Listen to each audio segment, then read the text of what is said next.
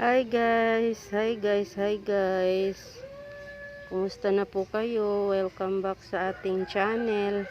Ngayon, ipapakita ko sa inyo yung ginawa ko dati na yung last 2 weeks na ba yun or last week na yung soil mix ko sa crotons na ginawa ko.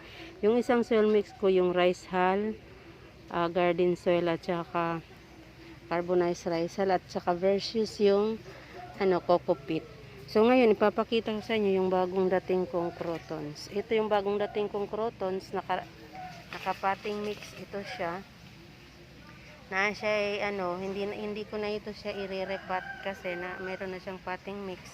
Ang gagawin ko diyan is i-water ko lang and then hindi pa iinitan sa araw kasi kapag yan ang mahirap pag nainitan, naglalagas sila. So mga 1 week or 2 weeks hindi muna sila pa iinitan.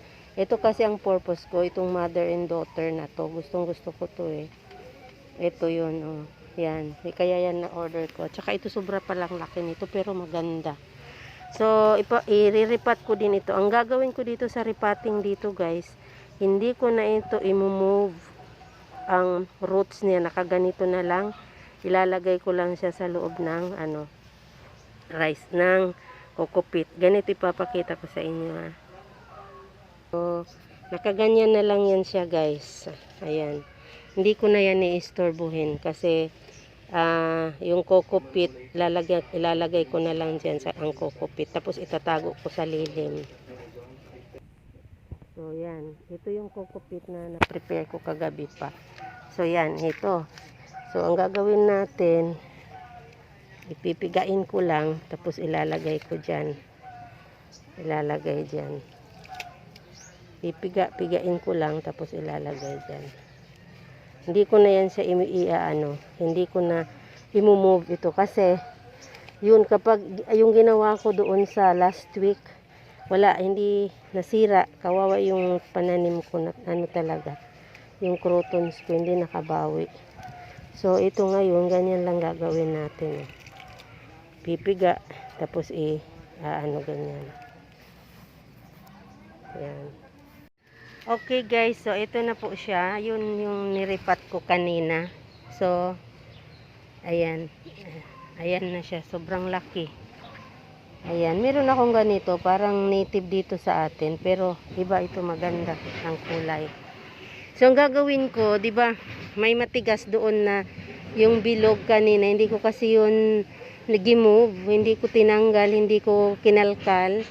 Nilagyan ko lang ng coco peat sa gilid. Ang gagawin ko is kasi rin naman yun. Lalambot din yun kasi lalagyan ko ng tubig ganito. Ayan. Kagabi pa kasi itong pananim ko kaya okay lang ito. Dumaan na sila dito sa akin ng 24 hours. So lalagyan ko ng tubig para yung parang mabilog na matigas, yun lalambot na yun. So yan, ganyan lang. So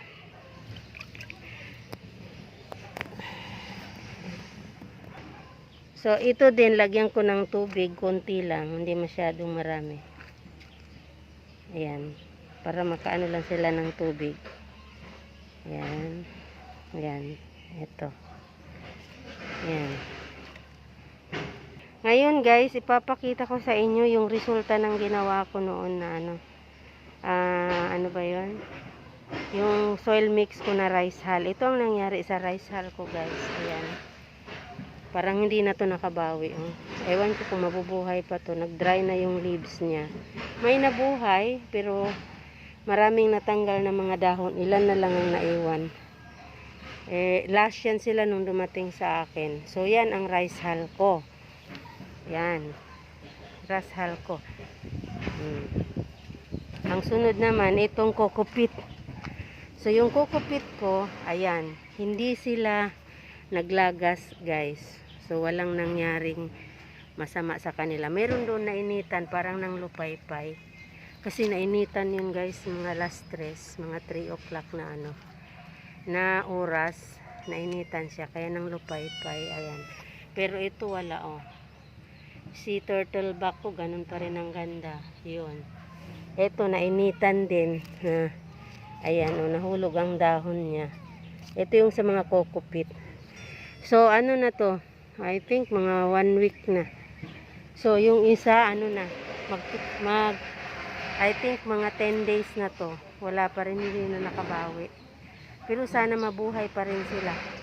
Kasi feeling ko, kahit natanggal yung dahon nila, parang buhay pa naman sila. Kaya, yun lang guys, ang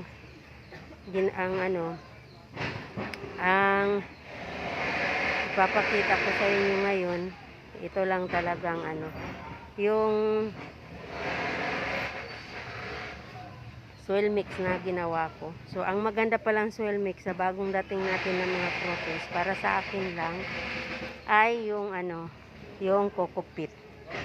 So, yun lang guys. Thank you for watching. Ito rin may kokopit din nung dumating, ginawa, rice hull siya pero may kokopit. Basta may kokopit, maganda. So, thank you for watching guys. Hanggang dito na lang. Till next time sa ating pag-unboxing.